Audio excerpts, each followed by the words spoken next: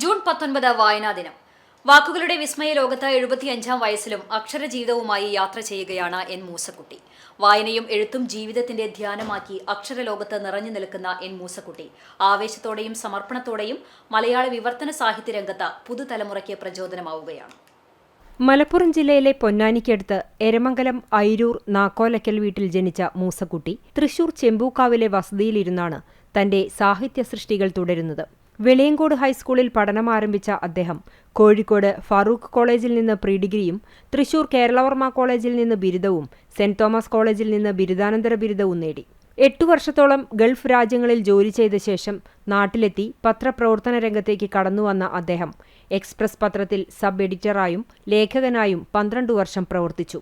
പത്രരംഗത്തെ അനുഭവങ്ങളാണ് പിന്നീട് അദ്ദേഹത്തെ സമർപ്പിത എഴുത്തുകാരനും വിവർത്തകനുമായി വളർത്തിയത്. ലോക സാഹിത്യത്തിലെ ക്ലാസിക് കൃതികൾ ഉൾപ്പെടെ 100-ലധികം ഗ്രന്ഥങ്ങൾ അദ്ദേഹം മലയാളത്തിലേക്ക് വിവർത്തനം ചെയ്തിട്ടുണ്ട്. വൈജ്ഞാനിക സാഹിത്യം, വിവർത്തനം, ബാലസാഹിത്യം, പുനരാഖ്യാനം തുടങ്ങി വിവിധ മേഖലകളിലായി 140-ലധികം പുസ്തകങ്ങൾ അദ്ദേഹത്തിന്റെ പേരിലുണ്ട്. ലോക സാഹിത്യത്തിലെ ഏറ്റവും സങ്കീർണമായ നോവലുകളിലൊന്നായി കണക്കാക്കപ്പെടുന്ന ജെയിംസ് ജോയ്സിന്റെ യുലീസസ് ആദ്യമായി ഒരു ഇന്ത്യൻ ഭാഷയിലേക്ക് വിവർത്തനം ചെയ്തത് എൻ മൂസക്കുട്ടിയാണ്. James Joyce, Virginia Woolf, Trotsky, Bertrand Russell, Ernest Hemingway, Dostoevsky, Victor Hugo, Thomas Mann, Machiavelli തുടങ്ങിയ ലോകപ്രശസ്ത എഴുത്തുകാരുടെ കൃതികൾ അദ്ദേഹം മലയാളത്തിലേക്ക് പരിഭാഷപ്പെടുത്തിയിട്ടുണ്ട്.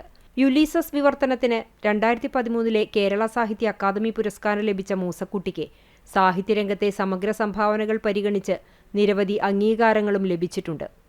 അദ്ദേഹത്തിന്റെ സാഹിത്യ ജീവിതവും വിവർത്തന രംഗത്തെ സംഭാവനകളും ആസ്പദമാക്കി ഒരുക്കിയ വിവർത്തകൻ എന്ന ഡോക്യുമെന്ററി 2024 മുംബൈ ഇന്റർനാഷണൽ ഫിലിം അവാർഡിൽ മികച്ച ഡോക്യുമെന്ററിയായി തെരഞ്ഞെടുക്കപ്പെട്ടതും ശ്രദ്ധേയമാണ്. ബൽക്കീസാണ് ഭാര്യ. ലണ്ടനിലും ദുബായിലുമായി എഞ്ചിനീയർമാരായി ജോലി ചെയ്യുന്ന ലുബിൻ, ലാഷിൻ എന്നിവരാണ് മക്കൾ.